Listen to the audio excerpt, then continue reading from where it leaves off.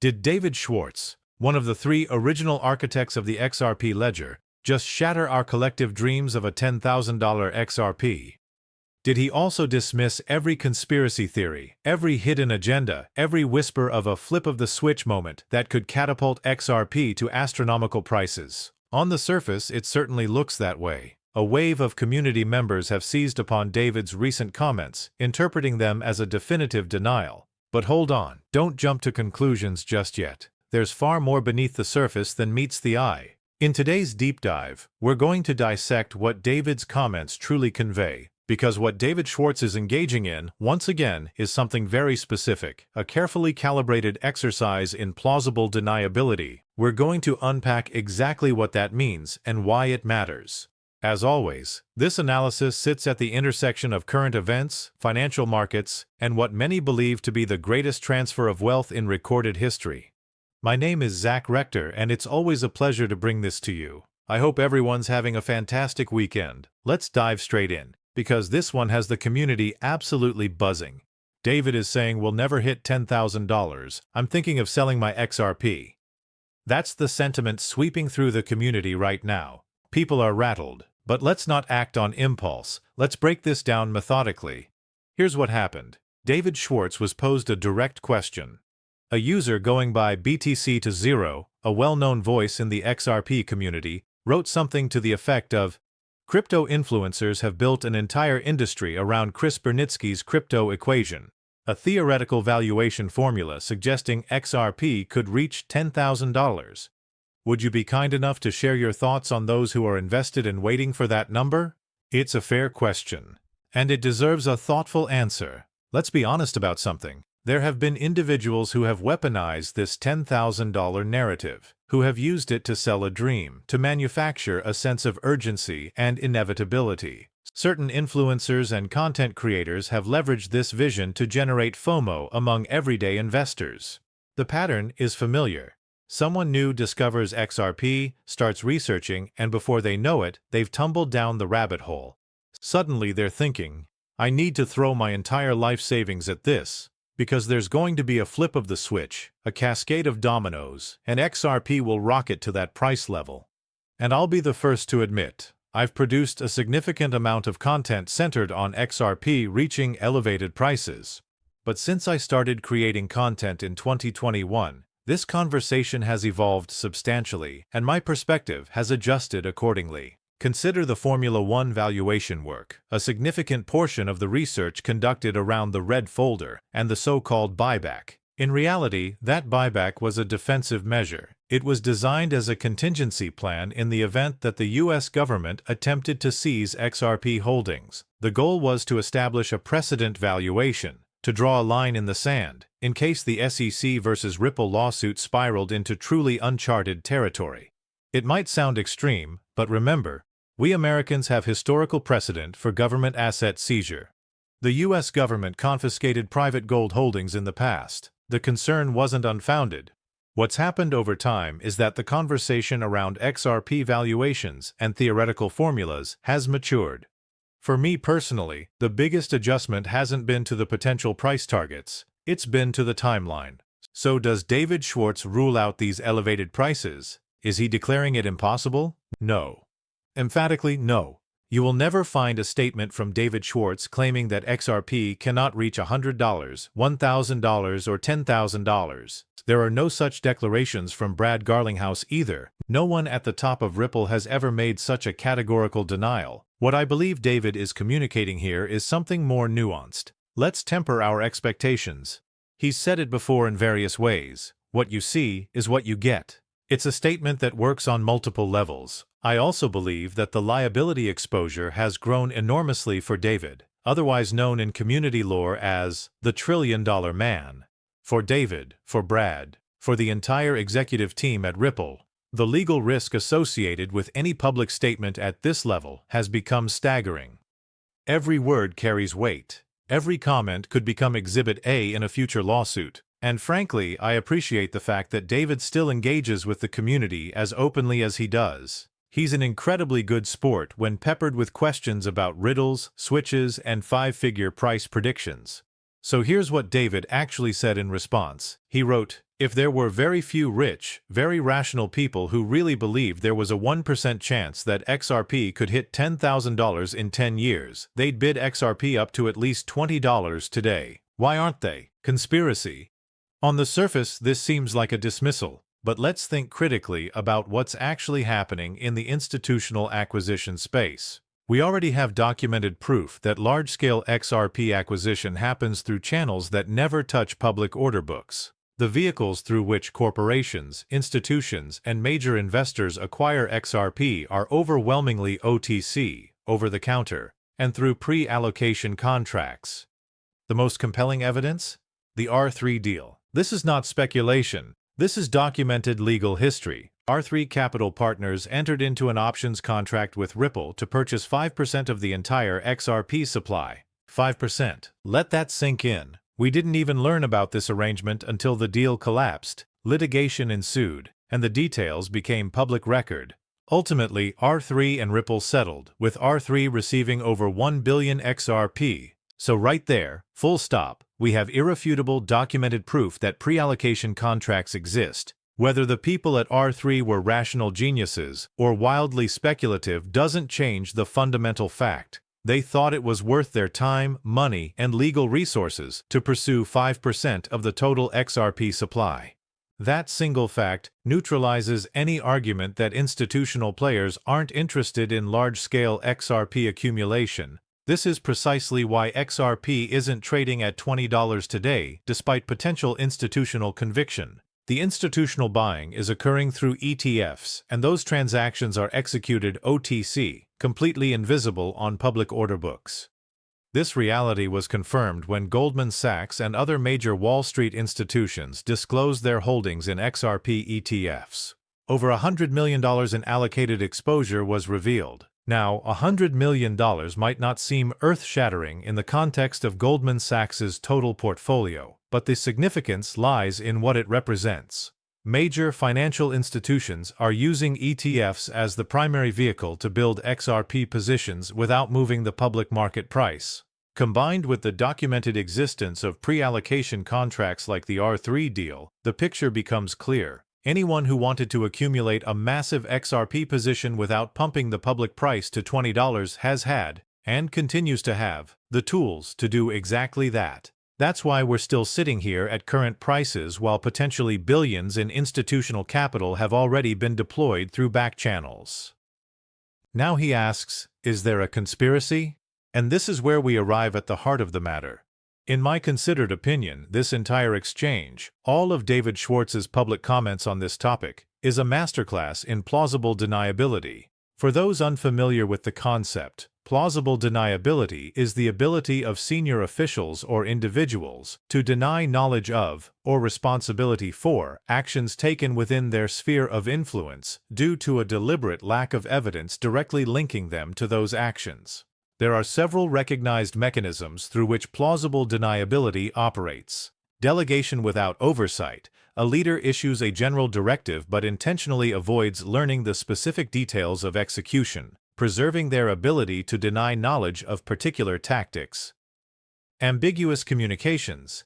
And this is what I believe David Schwartz employs. The use of winks, metaphors, riddles, and vague statements that those in the know can interpret as meaningful signals, but which, under legal scrutiny, can be explained away as casual conversation or humor. It all comes back to liability. Every single public statement David, Brad, or anyone at Ripple makes is potentially discoverable evidence in future litigation. David was then asked why Ripple wouldn't use their own infrastructure, Ripple Prime, and their internal mechanisms to drive XRP's price to $100 or beyond. His response was telling. Maybe there was a time when you could semi-plausibly argue that Ripple had some easy way to shoot up the price of XRP massively for good, but was just waiting for the right time to maximize something or other. But boy, it's hard to argue that today. For one thing, circumstances have changed so much that it's hard to imagine we've held on to this magic switch for so long, and it's still just waiting to go. He continued. We've explained what we're doing, why we're doing it, and what we hope to achieve. While we aren't transparent about everything, we're not hiding some grand conspiracy. At least not as far as I know. That final phrase, at least not as far as I know, is quintessential plausible deniability. It's the linguistic escape hatch. When questioned under oath or under scrutiny, David can raise his hands and say, "Riddles? I don't know where they came from. 589. No idea. $10,000 XRP, the flip of the switch. I couldn't tell you." And yet, critically, what you see is what you get doesn't deny the existence of other deals that could be in the works right now, sealed behind NDAs and confidentiality agreements. As Brad Garlinghouse himself stated at XRP Australia, what Ripple is doing right now is flipping a bunch of little switches. Not one dramatic cinematic switch, but dozens, hundreds of incremental ones. And I think that's exactly what David is alluding to when he says Ripple could have at one point pumped the price. They had the opportunity. They could have executed a pump and dump like so many other cryptocurrency projects did during the mania cycles, but they chose the sustainable path. Real utility, genuine adoption, methodical ecosystem development, one small switch at a time. Here's what matters most, and I want everyone to absorb this. Not a single executive at Ripple, not David Schwartz, not Brad Garlinghouse, not anyone on the leadership team, has ever denied the original 2017 goal of making XRP a world reserve currency. No one has said that goal has been abandoned. No one has said it's no longer the company's focus. And no one has said XRP can't reach $1,000 or $10,000. In fact, they've confirmed that there are many switches, and that they've been flipping them systematically, one by one. What stalled progress? The SEC versus Ripple lawsuit consumed years of momentum and hundreds of millions of dollars. And now, the Clarity Act, the pending comprehensive regulatory framework for digital assets, is creating another bottleneck. This, I believe, is the deeper meaning behind David's "what you see is what you get" refrain. Right now, what you see is what you get. Because so much of what's coming is locked behind NDAs, contingent on regulatory outcomes, and dependent on legislative clarity that hasn't yet been achieved. But once regulations are established, once the Clarity Act passes, the era of "what you see is what you get" is about to expand dramatically. The institutional adoption that's been building behind closed doors, constrained by legal uncertainty, will begin to surface, and the scale at which digital assets will be deployed could be transformative. To understand why plausible deniability is so essential, you need to appreciate the full scope of litigation Ripple has endured. The SEC vs. Ripple lawsuit was the headline case. Ripple spent $200 million of their own money in legal defense.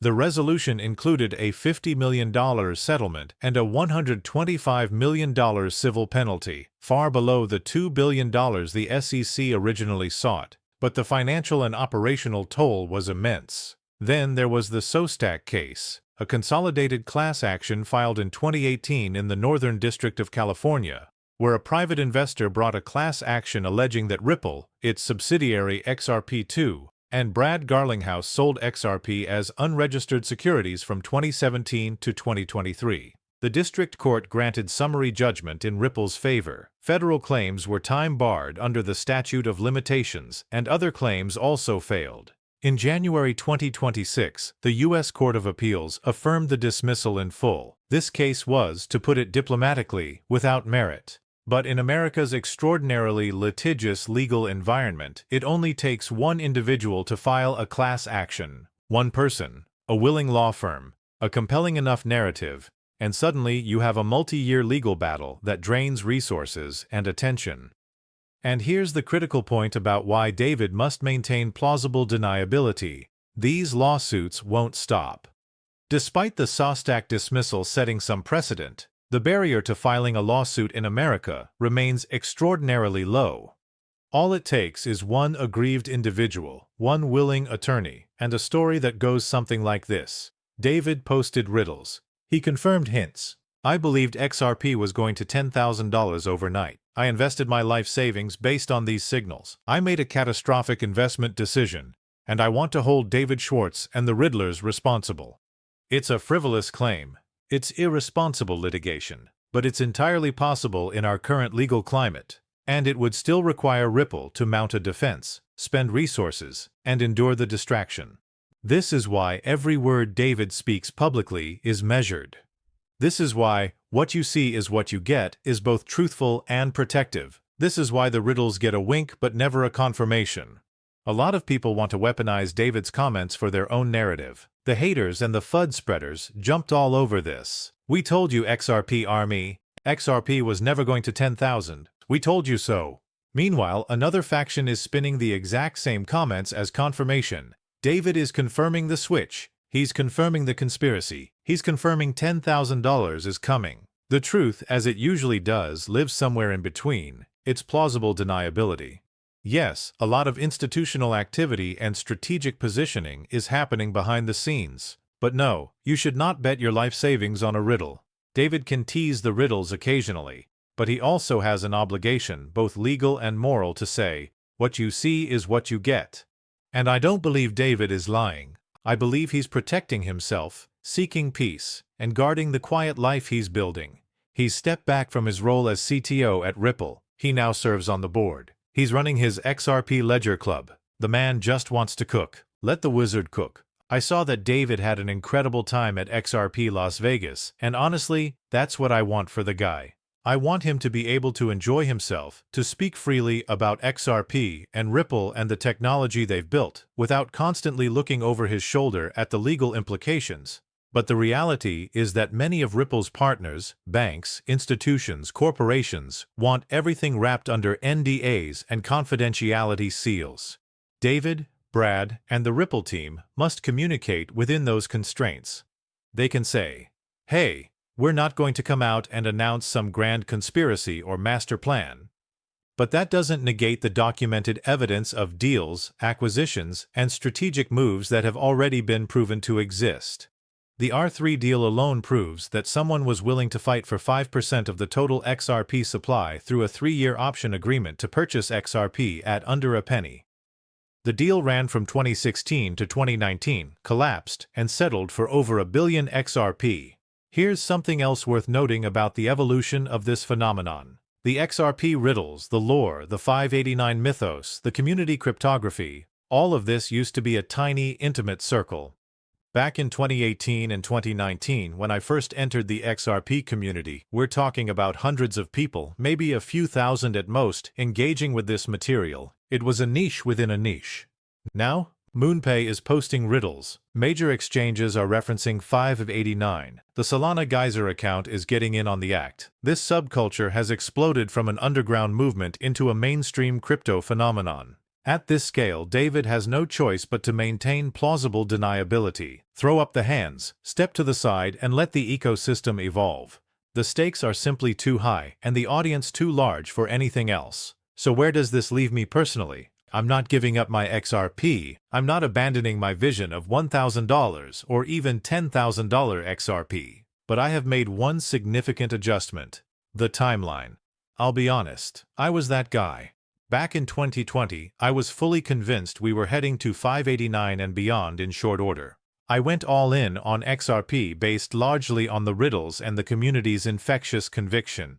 Would I ever blame David, the Riddlers, or Bearable Guy for my investment decisions?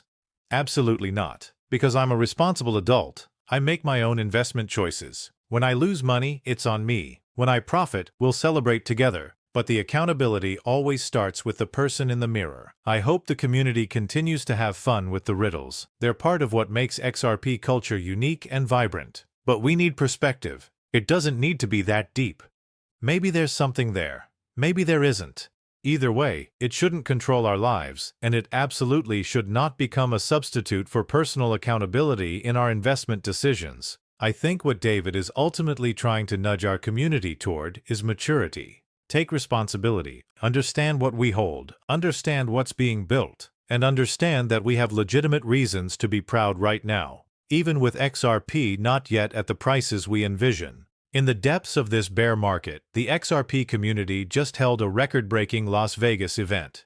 Ripple's business trajectory looks stronger than ever.